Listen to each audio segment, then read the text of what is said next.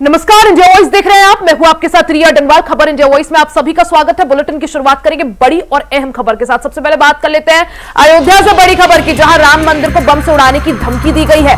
खालिस्तानी आतंकी गुरपतवंत सिंह पन्नू ने यह धमकी दी है। राम जन्मभूमि समेत रामनगरी की सुरक्षा इस दौरान बढ़ा दी गई है। 16 और 17 नवंबर को बम से उड़ाने की धमकी के बाद अलर्ट जारी कर दिया गया है। वहीं एसपी ने राम मंदिर दर्शन मार्ग समेत प्रमुख स्थानों की जांच के भी आदेश दिए हैं। तो ये बड़ी खबर आपको अयोध्या से बता दें, जहां खालिस्तानी आतंकी पन्नू ने भगवान प्रभु राम को समर्पित राम मंदिर को बम से उड़ाने की धमकी दी है। खालिस्तानी आतंकी गुरपतवंत सिंह पन्नू ने यह धमकी दी है। इसमें राम जन्मभूमि समेत रामनगरी की सुरक्षा बढ़ा दी गई है। वहीं 16-17 नवंबर को बम से उड़ाने की धमकी के बाद अब अलर्ट जारी कर दिया है। एसपी ने राम मंदिर दर्शन मार्ग समेत प्रमुख स्थानों की जांच के भी आदेश दिए हैं।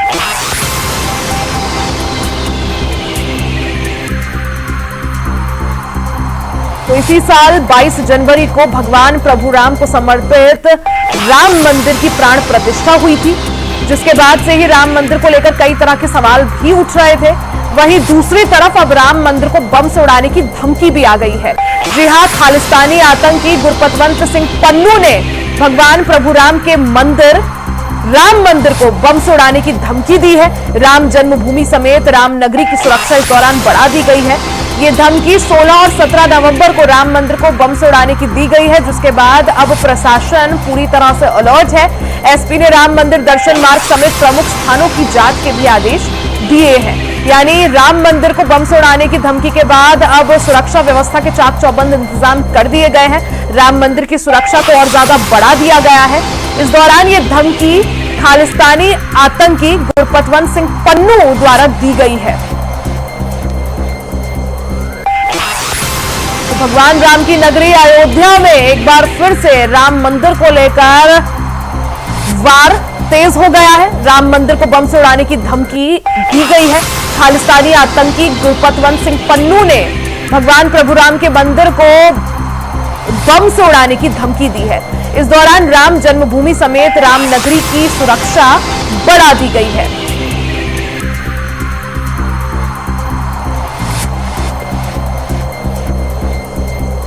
तो अयोध्या से एक खबर, जहां राम मंदिर को बम से उड़ाने की धमकी सामने आई है। जी हां, खालिस्तानी आतंकी द्वारा यह धमकी दी गई है। खालिस्तानी आतंकी गुरपतवंत सिंह पन्नू ने भगवान प्रभु राम के मंदिर को बम से उड़ाने की धमकी दी है। इस दौरान 16-17 नवंबर को बम से उड़ाने की धमकी के बाद से ही अलर्ट है। यानी राम मंदिर की सुरक्षा को देखते हुए सुरक्षा व्यवस्था बढ़ा दी गई है। भारी संख्या में पुलिस बल तैनात कर दिया गया है। साथ ही एसपी ने राम मंदिर में सुरक्षा इंतजाम कड़े करने के निर्देश दे दिए हैं। तो ये बड़ी खबर आपको अयोध्या से बता दें, जहां राम मंदिर को बम से उड़ाने की धमकी सामने आई है। इस दौरान खालिस्तानी आतंकी का नाम सामने आया है। खालिस्तानी आतंकी गुरपतवंत सिंह पन्नू इसमें शामिल बताए जा रहे हैं। खालिस्तानी आतंकी गुरपतवंत सिंह पन्नू का नाम इसमें सामने आया है।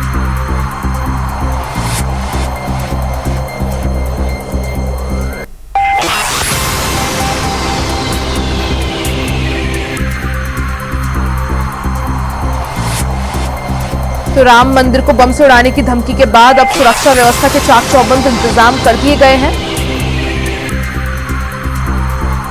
सीधा रुख कर लेते हैं संवाददाता विनय मिश्रा का। विनय, जिस तरह से प्रभु श्री राम को समर्पित राम मंदिर को बम से उड़ाने की धमकी सामने आई है, खालिस्तानी आतंकी गुरपतवंत सिंह पन्नू का नाम सामने आया है, क्या माना जाए, किस तरह से धमकी दी गई, क्या कुछ जरिया रहा? बिल्कुल भी आपको यहाँ बता दूं कि जिस तरीके से खालिस्तानी आतंकी पन्नू ने जो श्री राम मंदिर को उड़ाने की कल से धमकी मिली है के द्वारा, और वीडियो भी वायरल हो रहा है, जिसमें उसने साफ कहा है कि 16 और 17 नवंबर को जो है यहाँ पे कोई बड़ी घटना घट सकती है, जिसको लेकर के एटीएस से लेकर के एसएसपी तक की पूरे यहाँ पे घेराबंदी कर दी है। पूरी तरीके से अवैध जगह को बना दिया गया है और राम मंदिर में जो दर्शन करने आ रहे हैं उनकी काफी चेकिंग भी हो रही है। जिस तरीके से माना जा रहा है वहीं यहाँ पे आईजी प्रवीण कुमार का यहाँ पे कहना है कि इससे पहले भी धमकियां मिली हुई है, लेकिन उसकी पूरी पुख्ता इंतजाम भी यहाँ पे किए गए हैं। और बता दूं कि यहाँ भी 14 कोसी परिक्रमा भी खत्म हुई है, 5 कोसी परिक्रमा चल भी रही है। यहाँ पे लाखों भक्त आए हुए भी है। और जिस समय 16 नवंबर को ये जो धमकी दी जा रही है, उससे एक दिन पूर्व जो है 15 नवंबर को जो है यहाँ पे कार्तिक पूर्णिमा का जो बड़ा स्नान भी माना जा रहा है और यहाँ पे लगभग 4 से 5 लाख जो है भक्तों की यहाँ पे पूरी तरीके से भीड़ भी लगेगी। तो इस तरीके से सुरक्षा के पूरे पुख्ता इंतजाम भी किए गए हैं और यहाँ पे जो चप्पे चप्पे पे पुलिस भी काफी भारी मात्रा में तैनात कर दी गई है और प्रशासन का यहाँ पे दावा है कि पूरी तरीके से जो व्यवस्था है वो पूरी तरीके से अयोध्या को अवैध कर दी, किसी भी तरीके की कोई चूक भी नहीं होगी। और यहाँ पे क्योंकि आज जो है वो देव उठनी एकादशी भी है, ऐसे में भारी संख्या में लोग जो है पहुंचे होंगे अयोध्या और भीड़ जो है काफी ज्यादा होगी, तो किस तरह से क्राउड मैनेजमेंट किया जा रहा है और जैसा आपने कहा कि सुरक्षा व्यवस्था को देखते हुए क्या कुछ इंतजाम आज? जी बिल्कुल, आपको बता दूं कि आज देवतानी एकादशी भी है और यहाँ पे काफी भक्त भी आए हुए हैं परिक्रमा करने के लिए। भगवान श्री राम का कल दोपहर में 2:35 की जो है परिक्रमा भी उठाई गई है और आज अभी जो है दोपहर में ये खत्म भी होगी। तो इस तरीके से जो सुरक्षा के इंतजाम तो पहले से भी किए गए हैं, लेकिन जिस तरीके से ये खालिस्तानी का एक आतंकी वीडियो जारी हुआ है, ये कनाडा से जो है वीडियो बना करके जारी किया गया है और इसमें किताब पे कहा भी गया है कि कोई बड़ी घटना घट सकती है, उसको लेकर के जो है प्रशासन पूरी तरीके से अलर्ट भी है। क्योंकि वजह है कि इससे पहले भी जो है आतंकी हमले की जो है यहाँ पे सूचना मिली थी, उसको लेकर के जो है पूरी तरीके से यहाँ पे प्रशासन अलर्ट मोड पे है। तो इस तरीके से अवैध है, किसी प्रकार की कोई भी चूक यहाँ पे होती हुई नहीं नजर आएगी। जी विनय, क्योंकि जिस तरह से राम मंदिर को बम से उड़ाने की धमकी सामने आई है, खालिस्तानी आतंकी गुरपतवंत सिंह पन्नू का वीडियो जो है सामने आया था, यहाँ पर एटीएस की कार्रवाई किस तरह से और साइबर सिक्योरिटी सेल की बात करें, क्या वीडियो का ओरिजिन या लोकेशन कुछ ट्रेस हो पाई है? किसने ये वीडियो जारी की है, किस तरह से सामने आई, कहां इसका लोकेशन है, क्या कुछ कार्रवाई आगे?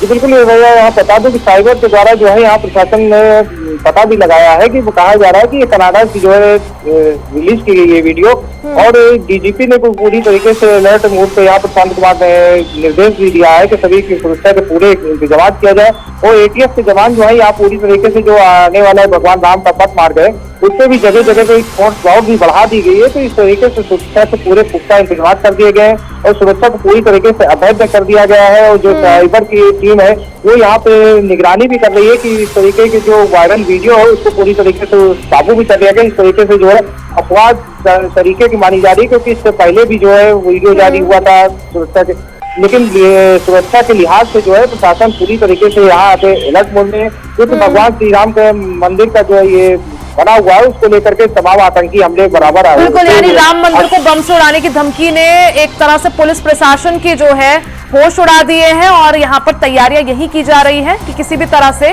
इन धमकियों से एक तरह से पार पाया जा सके। विनय, बहुत बहुत शुक्रिया जानकारी के लिए।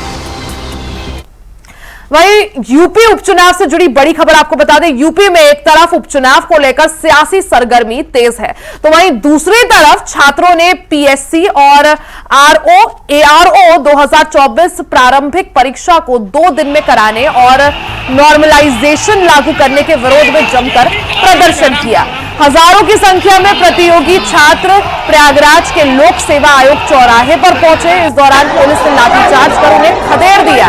अब इस मामले में राजनीति भी शुरू हो गई है। बता दें कि इस मामले में अखिलेश यादव ने योगी सरकार पर हमला बोला है।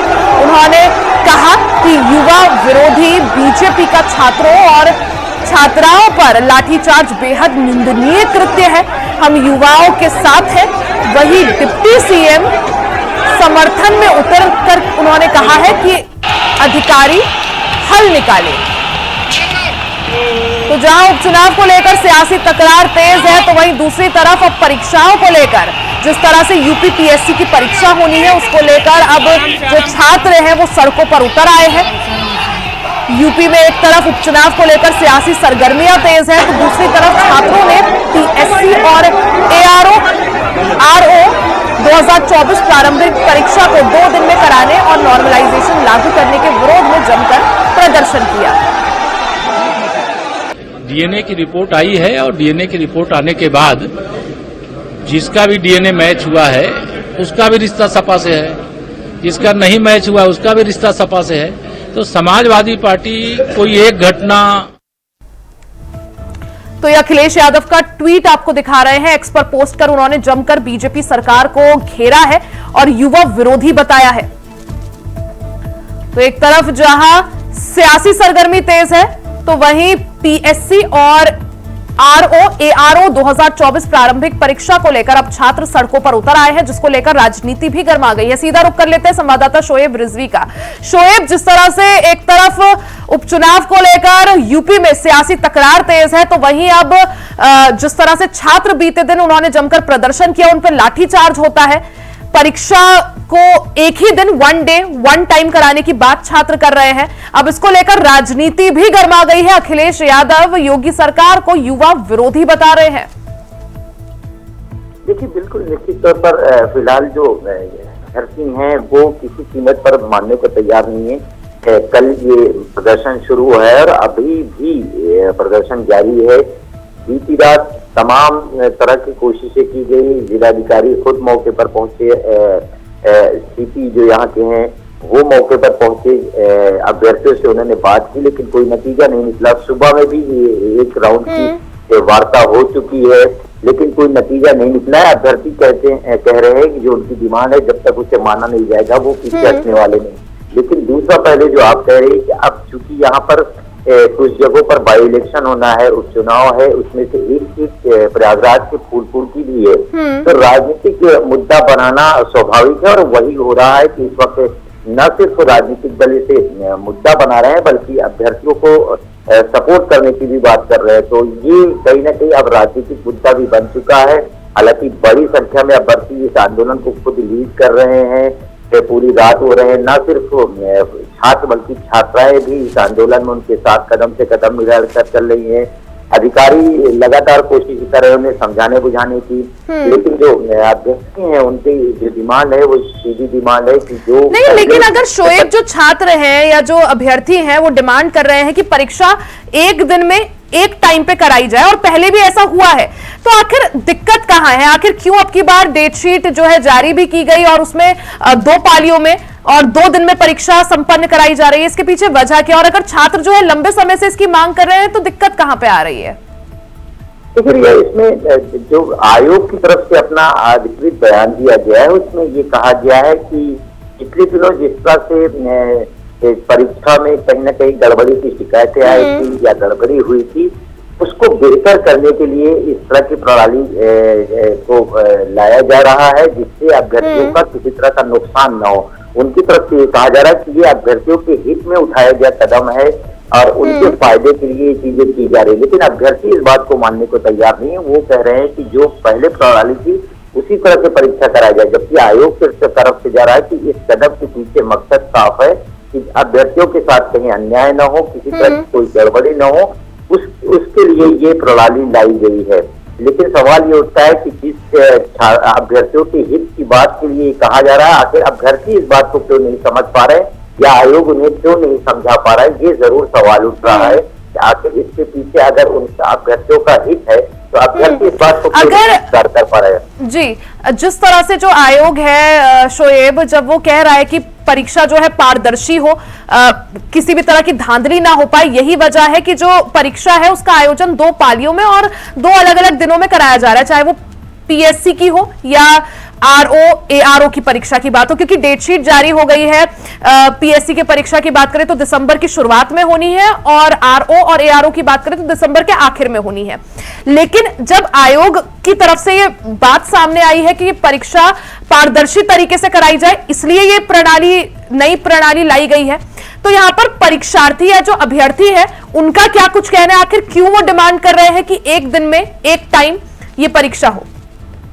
देखिए, उनकी तरफ से कर दिया जा रहा है कि इसमें जो बदलाव किया गया है वो कुछ बदलाव ऐसे हैं जो उनकी समझ में नहीं आ रहे। खासतौर से नॉर्मलाइजेशन की जो प्रक्रिया है उस पर काफी सवाल उठ रहे हैं कि किस तरह से 2 अलग अलग पेपरों में ये तय कर पाएंगे, सवालों पर ये कैसे निर्णय हो पाएगा कि कौन सा सवाल कठिन है, कौन सा मुश्किल है, या इस तरह के जो अलग अलग पेपर सेट होंगे उसके दोनों की तुलनात्मक जो रेटिंग है वो कैसे हो पाएगी, इस तरह के संशय अभ्यर्थियों में है। और उसी वजह से वो कह रहे हैं कि ये प्रणाली कहीं ना कहीं उनके हित में नहीं है।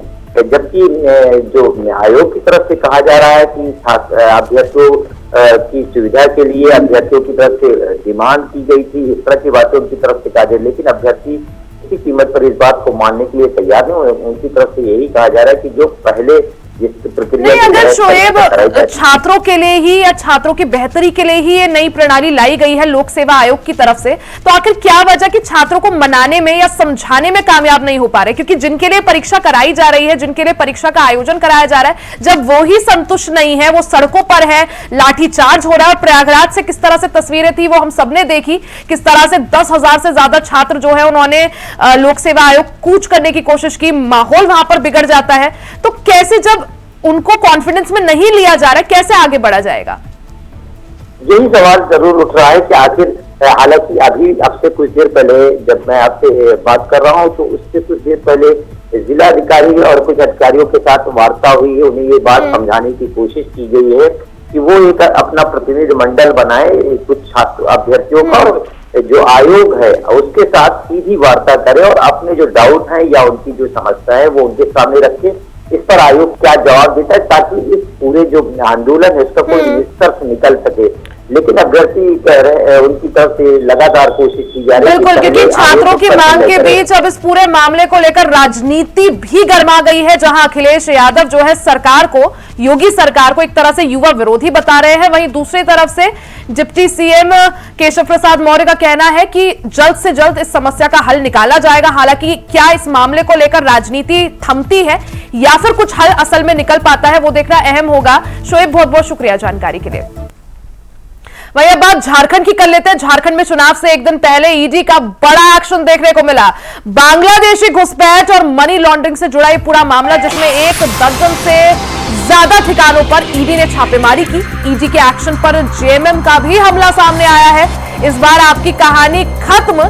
कल झारखंड में शाह का बांग्लादेशी घुसपैठियों पर प्रहार। इस बार आपकी कहानी खत्म। आज एक्शन में ईडी विभाग और ठिकानों पर छापेमारी चल रही है। तो ये बड़ी खबर आप सभी को बता दें झारखंड के रांची से, क्योंकि 13 नवंबर यानी कल झारखंड में पहले चरण के लिए मतदान है। इसके साथ ही आपको बता दें कि रांची में चुनाव से ठीक एक दिन पहले ईडी का बड़ा एक्शन देखने को मिला। इस दौरान मनी लॉन्ड्रिंग के मामले में ईडी ने कई जगहों पर, कई ठिकानों पर छापेमारी की। ईडी के एक्शन को लेकर अब जेएमएम का भी हमला तेज हो गया है। वहीं बीते दिन गृह मंत्री अमित शाह ने ही झारखंड में बांग्लादेशी घुसपैठियों के मामले को लेकर जमकर हेमंत सोरेन सरकार को घेरा था। और वहीं आज यानी चुनाव से ठीक एक दिन पहले ईडी का बड़ा एक्शन देखने को मिला। झारखंड में मनी लॉन्ड्रिंग से जुड़े कई मामलों में कई ठिकानों को लेकर ईडी ने बड़ी कार्रवाई की है। ताबड़तोड़ एक्शन जारी है। झारखंड में 13 नवंबर यानी कल झारखंड की 43 सीट्स पर चुनाव होना है। ज्यादा जानकारी के लिए सीधा चलते हैं संवाददाता अजय कुमार पांडे के पास। अजय, क्योंकि झारखंड में 13 नवंबर यानी कल 43 सीट्स पर चुनाव होना है, ऐसे में चुनाव से ठीक पहले यानी आज जमकर ईडी की ताबड़तोड़ कार्रवाई देखने को मिल रही है। ईडी का ताबड़तोड़ एक्शन देखने को मिल रहा है, क्या कुछ जानकारी? निश्चित रूप से देखिए कल मतदान है और आज ऐसे में ईडी जो है सब झारखंड के अलावा पश्चिम बंगाल समेत 17 जगहों पर सुबह छापेमारी की है। यानी ताबड़तोड़ छापेमारी के बाद पूरे झारखंड ही नहीं बल्कि पश्चिम बंगाल भी हड़कंप मचा हुआ। देखिए ये ईडी की जो कार्रवाई है निश्चित रूप से बांग्लादेशी घुसपैठी को और मनी लॉन्ड्रिंग से जुड़े हुए मामले को लेकर के है। आपने तो बता दी कि यह इस मामले को लेकर के पिछले दिनों सितंबर माह में जो है बरियाती से एक होटल से 17 लड़कियां पकड़ाई थी, जिसमें सारी की सारी वो बांग्लादेशी लड़कियां था और उसी की जांच की तार जो है और आज वो पहुंची। ठीक है, हालांकि विधानसभा चुनाव है, ऐसे में ईडी अपनी तरीके से वो कार्रवाई कर रही है। हालांकि ईडी जो है इस चुनाव से कोई लेना देना हालांकि नहीं है, लेकिन बांग्लादेशी घुसपैठी को लेकर के उसकी तार से जुड़े हुए देखा जा रहा है मनी लॉन्ड्रिंग के। मुजफ्फरनगर से बड़ी खबर बता दें, जहां सपा नेता का बीजेपी पर विवादित बयान सामने आया है। बीजेपी को चुनाव जीतना है, चाहे बहन बेटियों की साड़ी खोलनी पड़े। उपचुनाव की लड़ाई महिलाओं पर आ गई है। सपा पिछड़ा वर्ग प्रदेश अध्यक्ष राजपाल कश्यप ने बीजेपी को लेकर विवादित बयान दे दिया। उन्होंने बीजेपी पर निशाना साधते हुए कहा कि इनको चुनाव जीतना है, चाहे बहन बेटियों की साड़ी खोलनी पड़े। लखीमपुर में चिरहरण करने का काम बीजेपी ने किया। बीजेपी के लोग बहन बेटियों का दुख दर्द नहीं समझते। तो मुजफ्फरनगर से खबर, जहां समाजवादी पार्टी ने बीजेपी पर निशाना साधा है, साथ ही बीजेपी को लेकर विवादित बयान दे दिया। इस दौरान सपा नेता का बिगड़ते हुए बोल सामने आए हैं। इसी के साथ खबर इंडिया वॉइस में फिलहाल के लिए सिर्फ इतना ही। खबरों का सिलसिला जारी रहेगा, बने रहे हमारे साथ।